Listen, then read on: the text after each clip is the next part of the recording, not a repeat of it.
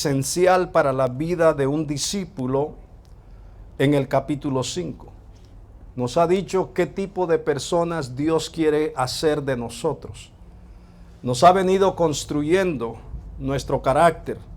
Nos ha venido diciendo que hay virtudes, que hay características que Él desea que nosotros comencemos a cultivar y que comiencen a salir como parte de nuestra manera de ser primero y luego en nuestra manera de vivir. Él ha interpretado los mandamientos para que nosotros tengamos conciencia de que los mandamientos fueron dados por Dios para poder darnos un corazón que tenga temor de Dios y para poder también ayudarnos a obedecer a Dios en cuanto a sus mandamientos. Y el Señor ha venido hablándonos de estas cosas que son importantes practicarlas, como el dar, la oración, y la próxima semana veremos lo que es el ayuno. Él ha dicho que estas tres acciones que el pueblo practicaba no se deben de dejar de hacer, sino que se debe de entender cuál es la correcta actitud que hay detrás de lo que hacemos. Chequear el corazón. Recuérdese que una de las bienaventuranzas debe de estar al frente de nosotros y dice: bienaventurados los de corazón puro, bienaventurados los de limpio corazón, porque ellos verán a Dios. Y entonces el Señor mismo nos pone a nosotros en ese camino de ir trabajando los asuntos del corazón. Y si usted se da cuenta, cuando Él identifica las motivaciones que la gente tenía para hacer la oración y para dar las limosnas, Jesús dice que tenían un corazón con una motivación equivocada y que hacían todas estas cosas con un solo objetivo: para que fueran vistos de los hombres y para recibir el aplauso y la mirada de los hombres. Y de hecho, esa recompensa la recibieron porque la gente se paraba para verlos y para oírlos con sus oraciones y con sus vestiduras que usaban para hacerlas en público. Nunca Jesús aquí está diciendo que la oración no debe de continuar. Lo que Jesús está diciendo es: examina tu corazón. Cada vez que hagas estos actos de justicia, hazlos para glorificar a Dios. Hazlos como una manera de mostrar que ahora Dios dirige tu vida, que ahora tienes la luz de la palabra para dirigir lo que haces en la vida. Y eso es lo que Jesús en la oración del Padre Nuestro nos va a mostrar en esta mañana. En Mateo, esta oración es lo que se llama la oración modelo. Es un modelo para nosotros tener más dirección en nuestra oración. Y vamos a tomar esta oración y la vamos a examinar y vamos a sacar lo que ahí encontramos para nuestro beneficio. Comienza diciendo en el verso número 9, Jesús le está diciendo a sus discípulos: miren, ustedes han sido testigos de cómo oran los fariseos. Pero también Jesús acaba de decir: pero también no quiero que hagan la oración como la hacen los gentiles. En otras palabras, Jesús dice: no quiero que ustedes sean como los fariseos, con el corazón y motivos incorrectos para hacer la oración, o para dar limosnas, o para ayunar. Pero también les dice: no quiero que ustedes sean como los gentiles, que creen que al usar palabrería o al utilizar vanas repeticiones, de esa manera serán oídos. Entonces Jesús dice: ni por este lado con los fariseos, ni por este otro lado con los gentiles. Jesús dice: te voy a dar una oración que pueda guiar tu vida de oración, que pueda de alguna manera equilibrar tu corazón y tu mente y la palabra de Dios como guía para hacerlo. Y entonces Jesús da este modelo de oración, y en el verso 9 claramente dice que les dijo: vosotros, pues, está dando por sentado que la gente ora. Está corrigiendo los motivos al hacerlo. Entonces dice, ustedes cuando hagan la oración, esta es la manera en que van a comenzar a hacerlo. Padre nuestro, que estás en los cielos, santificado sea tu nombre.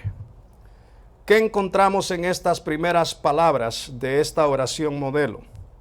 Encontramos y vamos a hablar de siete peticiones que se dan en esta oración del Padre Nuestro, como se conoce. Y la primera petición que hay en esta oración tiene que ver con reconocer la santidad de Dios. Santificado sea tu nombre. Pero también, no solamente tiene que ver con reconocer la santidad de Dios, nos indica que la santidad de Dios es la corona de todos los atributos que la Biblia da a conocer de Dios. Claramente se entiende que la Biblia nos pide que nosotros cada día vayamos caminando una vida de más santidad. Porque claramente dice que Dios en su naturaleza es santo, por lo tanto aquellos que lo siguen y aquellos que lo conocen deben de ir buscando este camino de también vida santa.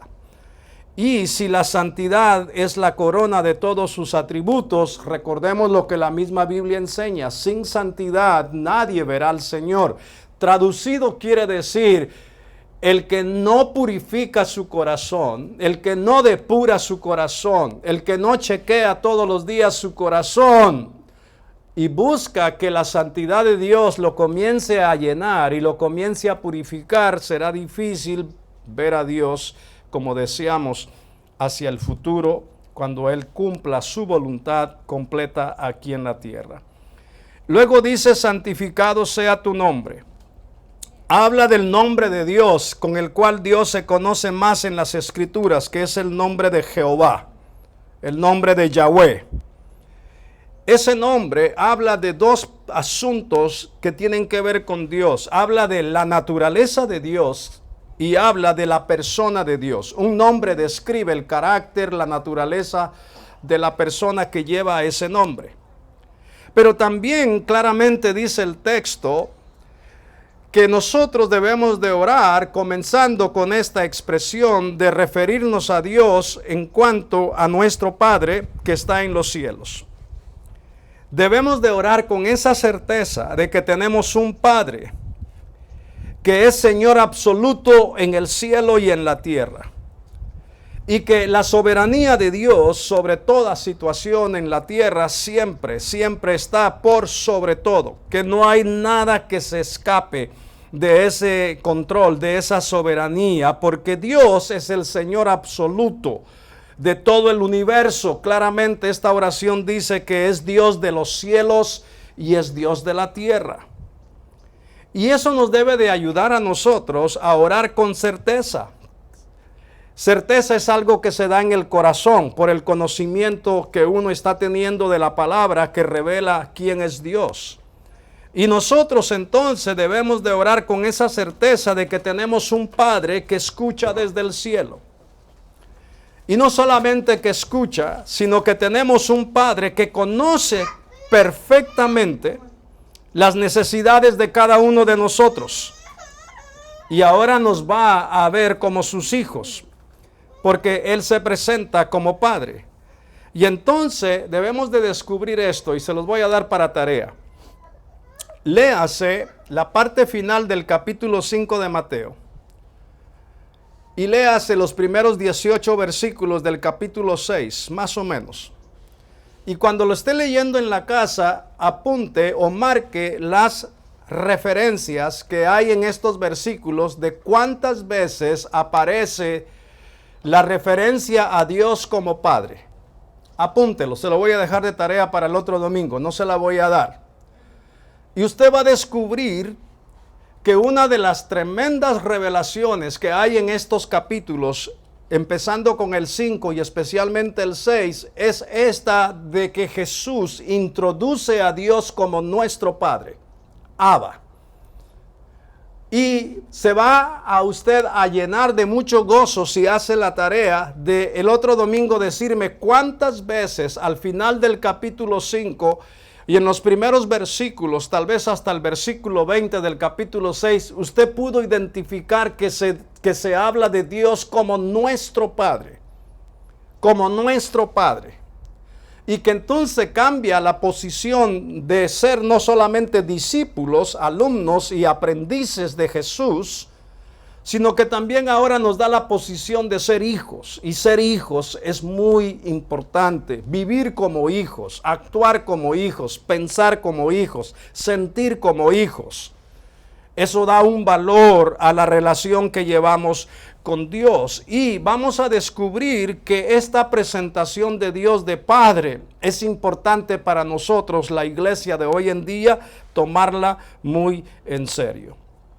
Entonces encontramos que en las primeras expresiones de esta oración se descubre y se revela la naturaleza de Dios, la soberanía de Dios, se da a conocer el nombre mismo de Dios, se da también a conocer que Dios es el Señor de los cielos y de la tierra y que debemos de tener certeza de que ahora podemos llamarle Padre. Ahora tenemos ese privilegio, se nos ha sido dado ese derecho de llamarle Padre. Venga tu reino, venga tu reino. Usted debe de saber que viene un día cuando Dios establecerá su reino sobre la tierra y Él será el Señor de toda la tierra. Hay muchas escrituras que le pudiera dar, pero créame, ahí están en la Biblia, donde dice que un día Cristo Jesús volverá a la tierra con sus ángeles y con la iglesia después de haberla arrebatado, para destruir totalmente el poder del maligno, el poder de Satanás, el poder del anticristo como se identifica, y establecer su reino en la tierra por 1000 años.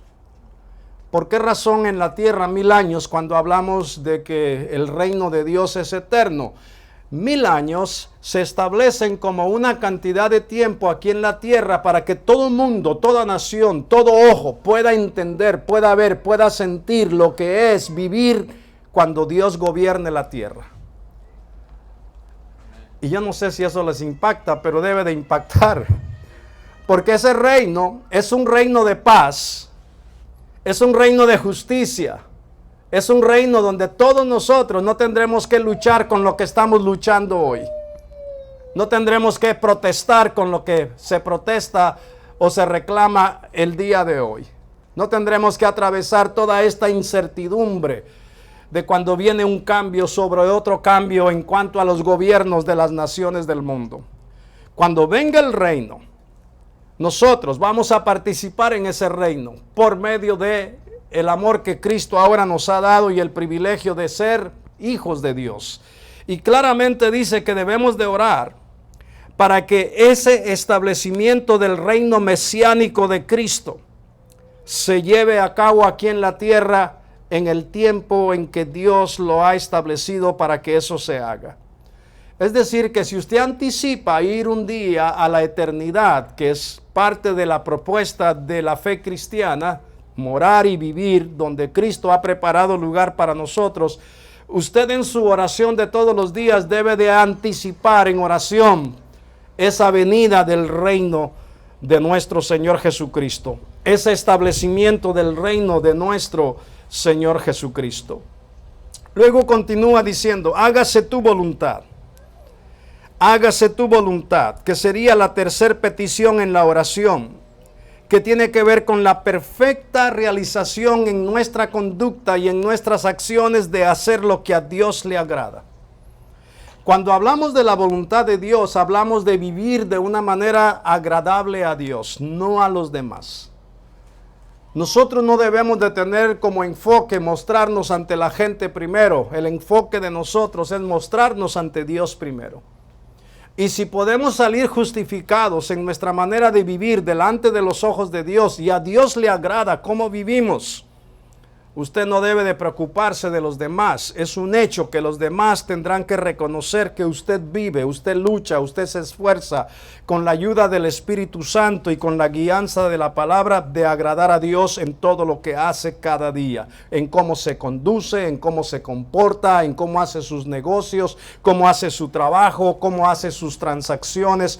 Usted trata de hacer esa voluntad de Dios todos los días aquí en la tierra. Entonces los discípulos de Cristo estamos conscientes de que Dios quiere que ejecutemos su voluntad aquí en la tierra como ya Dios lo hace en el cielo. Y tiene que ver con una vida de más justicia, con una vida, yo diría, donde estamos conscientes de los principios que Dios nos ha dado para caminar con estas empresas de familia, de trabajo y todo lo que hacemos todos los días. Hágase tu voluntad aquí en la tierra, como se hace también en el cielo, o como en el cielo, así también en la tierra. La cuarta petición tiene que ver con algo que es muy necesario. Dice: el pan nuestro de cada día, dánoslo hoy. Tiene que ver con el alimento físico, tiene que ver con el sustento físico del cuerpo. Tiene que ver con la provisión de Dios llegando a la mesa de cada hogar, de cada familia. Tiene que ver con esta, yo diría, manera de vivir orando esta oración para decirle a Dios que nosotros confiamos que de su mano vendrá lo que nosotros necesitamos para el sustento de nuestros cuerpos en ese día. Es decir que al orar esta oración, al pronunciar que el pan nuestro de cada día sea dado hoy, estamos diciendo que nosotros tenemos confianza en aquel que tiene poder y que tiene recursos para suplir todas las necesidades de sus hijos. Y yo creo que ahí es donde viene lo que se llama una dependencia diaria en Dios. Una dependencia diaria en Dios. Yo sé que hay refrigerador hoy en día que guarda los alimentos por 3-4 días. Hay congeladores que los puede guardar por semanas. Pero eso no es nuestra seguridad. Eso no es donde está nuestra confianza. Déjeme decirle una cosa. Ese refrigerador no tiene poder más que de trabajar como fue diseñado siempre y cuando tenga corriente eléctrica. En el momento en que la corriente eléctrica desaparece, el refrigerador no sirve más para lo que fue hecho. A menos de que se le haga corriente por medio de un generador. Y el día en que se acabe la gasolina de ese generador no sirve más para echar a andar los aparatos. Lo que estoy diciendo es que el que pone su confianza en las cosas de la tierra no confiesa por medio de esta oración que su dependencia total, aún por el pan que vendrá a la mesa de cada día, está en la provisión de nuestro Padre que está en los cielos. Entonces a esto se refiere la cuarta petición: creer en Dios, confiar en su provisión. La quinta petición es en las palabras que siguen: y perdona nuestras deudas. Aquí la cosa se va a poner un poco más difícil. Las primeras estaban bien. Las primeras peticiones iban bien, pero ahora como que va a tocar donde no me gusta. Y perdona nuestras deudas. En realidad, cuando se refiere a Dios, lo vamos a traducir por pecados. Es el entendimiento que se fue dando. La idea aquí es: cuando tú estás en deuda con Dios, muy probable, de 100 acciones, 95 tienen que ver con pecado. 95 tienen que ver con haber quebrantado el mandamiento de Dios. 95 tienen que ver con no hacer lo que a Él le agrada, no hemos hecho su voluntad. Es decir, que la idea aquí es cuando uno se endeuda con Dios, como cuando uno se endeudara con otra persona, dinero por ejemplo. Hay que pagar esa deuda, hay que perdonar esa deuda, de ser necesario, cuando uno se da cuenta que la persona ya no tiene capacidad para repagar lo que pidió prestado. Cuando hablamos de perdón, estamos hablando de una necesidad humana. Cuando hablamos de perdón, estamos hablando de algo que si no se da en nuestros cuerpos y en nuestras emociones y en nuestros espíritus, espíritu, alma y cuerpo. Vamos a vivir enfermos, hermanos. Muchos de nosotros, le decía a Nidia ayer, no entendemos la conexión que hay entre el sistema nervioso y el sistema psicológico que cada uno tenemos como diseño de seres humanos. Cuando yo cometo un pecado contra Dios y cuando yo cometo una injusticia contra mi prójimo, cuando yo trato mal a los de mi familia, cuando yo no hago la voluntad de Dios, yo sé que ya estoy en deuda con Dios y luego estoy en deuda también con los que yo he tratado mal o a los cuales yo les estoy fallando. Y no entendemos que eso afecta a nuestro ser. Dice un psicólogo que trabaja más la parte del componente nervioso, lo que se llaman los neuropsicólogos. Dice él que cuando uno comete un error o cuando uno falla, cuando uno quebranta una ley, cuando uno sabe que ha defraudado a otros, dice claramente que la persona está consciente de lo que ha hecho y que la persona comienza a desarrollar internamente estos sentimientos de vergüenza por lo que ha pasado. Por eso en la cultura latina nos cuesta mucho admitir cuando necesitamos ayuda o buscar a alguien que tenga la capacidad dada por Dios para podernos orientar en algo. Nosotros somos una cultura que trabajamos el honor y la vergüenza como los pilares o las columnas de nuestra conducta todos los días. Cuando hacemos algo, oigan bien, cuando hacemos algo que es de honor, lo ponemos en las redes sociales. Tomamos la foto del niño con el trofeo. Tomamos la foto del hijo con el certificado. Tomamos la foto del hijo graduándose de la universidad. ¿Por qué? Porque todas esas son acciones de honor. Y todo lo que es honor lo levantamos, lo sacamos, lo publicamos sin ningún problema. Pero cuando vienen las acciones de vergüenza, que son consecuencia del pecado y la desobediencia de nosotros. Cuando vienen las acciones de vergüenza, dígame usted si las sacamos en las redes sociales. Dígame usted si pone una foto y dice, vergüenza, aquí estoy. Dígame si lo hace. Dígame si lo hacen las personas. No, no lo hacen. ¿Por qué? Porque la cultura latina, especialmente latinoamericana, trabaja con estos dos principios de honor y de vergüenza. Y dice este neuropsicólogo que la vergüenza actúa en nuestro sistema nervioso como el aparato digestivo actúa en nuestros cuerpos. Él dice que cuando una persona tiene vergüenza, y eso sería interesante estudiarlo, yo lo quiero hacer más.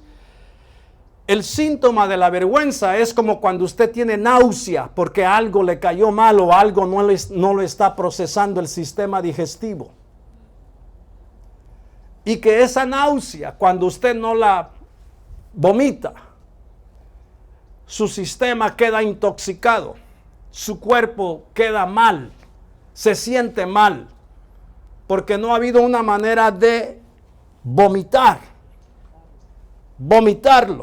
para que el cuerpo sea ¿qué? Liberado. ¿Y a quién le gusta vomitar? Díganme por favor, ¿a quién le gusta vomitar? A nadie. Pero eso es lo que el cuerpo ¿qué? Necesita. Pues cuando confesamos a Dios nuestros pecados, cuando le pedimos a Dios que quite esa cuenta que ahora tenemos pendiente, es como hacer ese ejercicio de poder confesar, es decir, de poder sacar de nuestra alma este síntoma que la falla, el pecado, la desobediencia, la vergüenza está causando ¿en quién? En nosotros. Y este neuropsicólogo dice que el mundo necesita el poder de la confesión para poder ser un mundo más saludable, comenzando con las personas que entienden que la confesión, especialmente los creyentes que entendemos que en la oración modelo Jesús nos está dando este permiso, nos está dando esta gracia, nos está extendiendo su misericordia para que nosotros podamos decir: perdóname, Señor.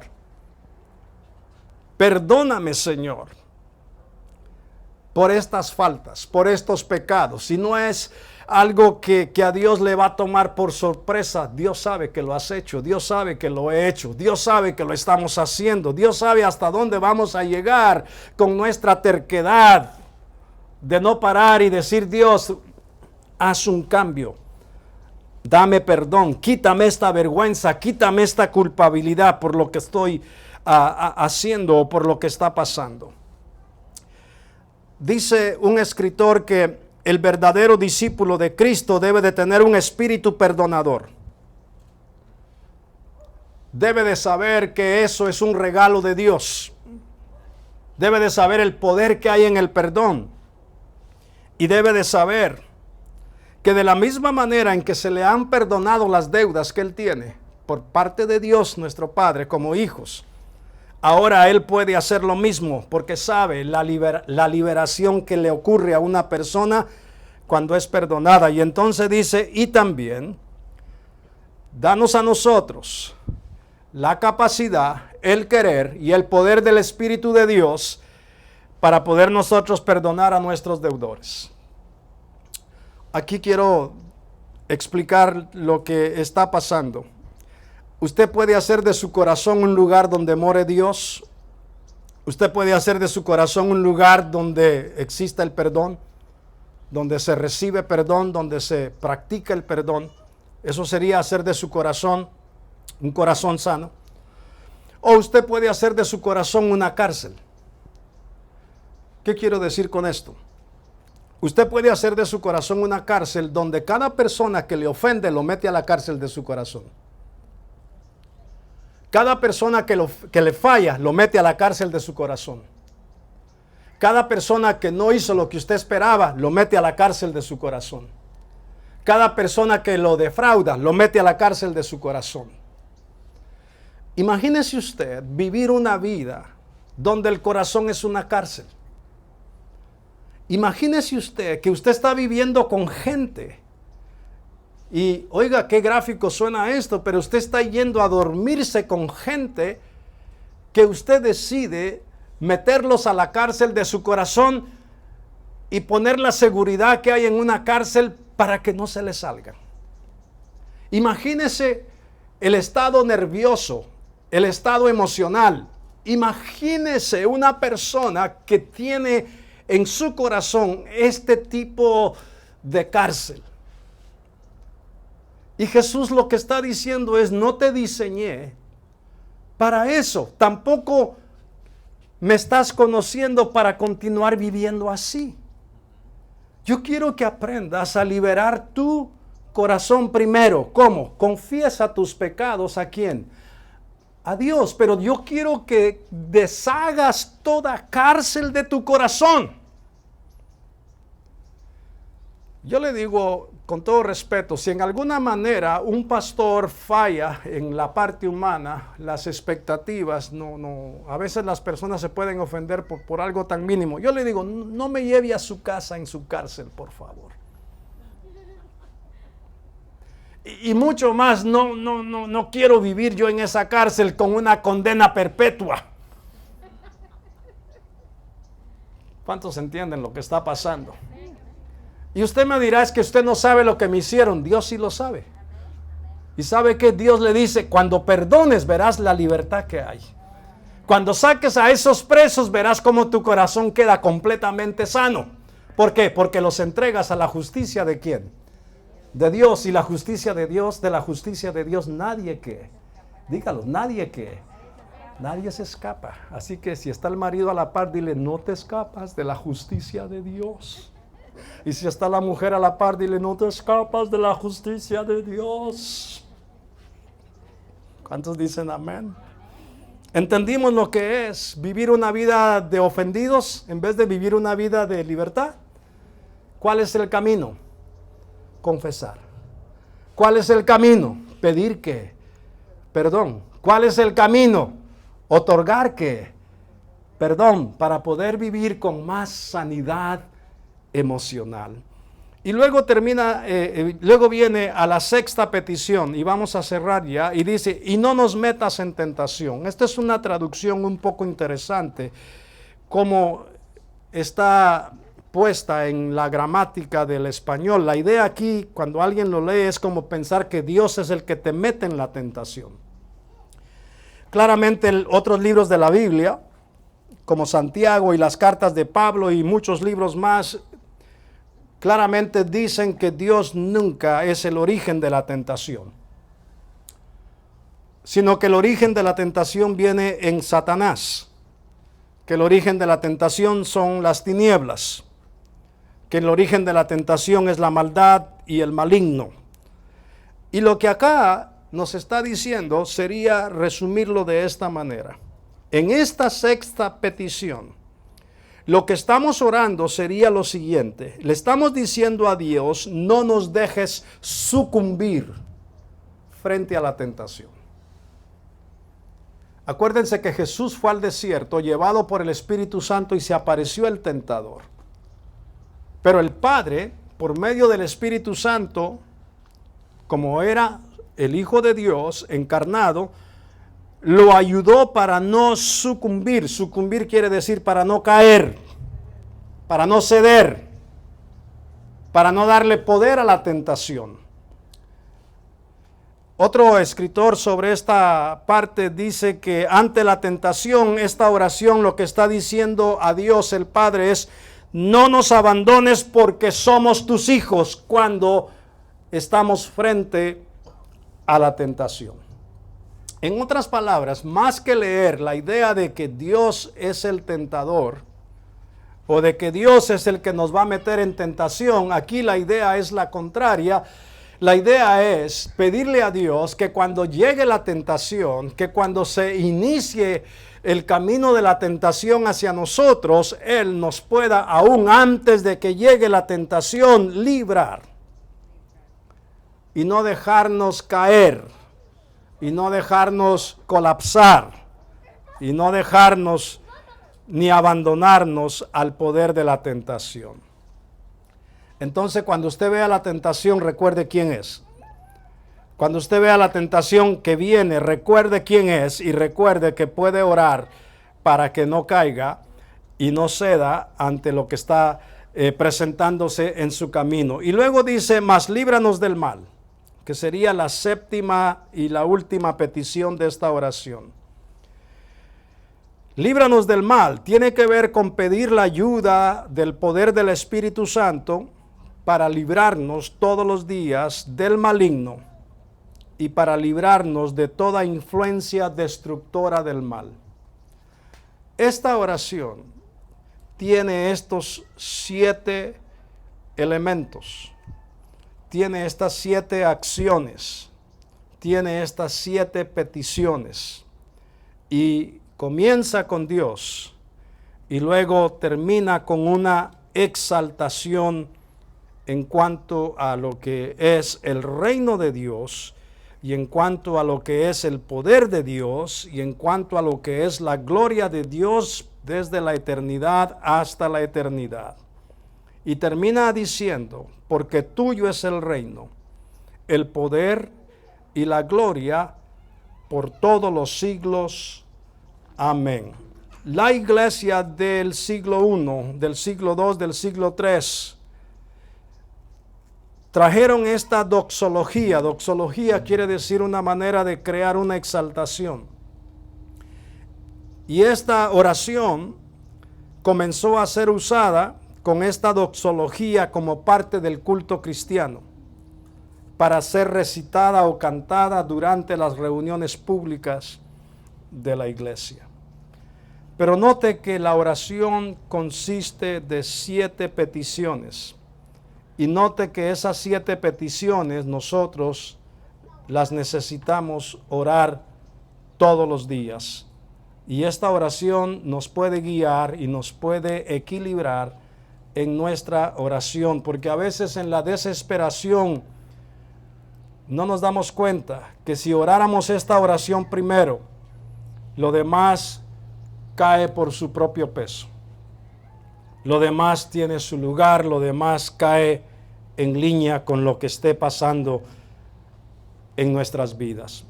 Y yo lo que quiero hacer es pedirle que usted comience a orar esta oración no como una repetición, sino comience a orar esta oración como un modelo y comience a crecer y comience a entender mejor que en cada una de estas cosas de petición hay una dirección que nos va a llevar más hacia el reino de Dios y nos va a hacer más competentes en la vida cristiana.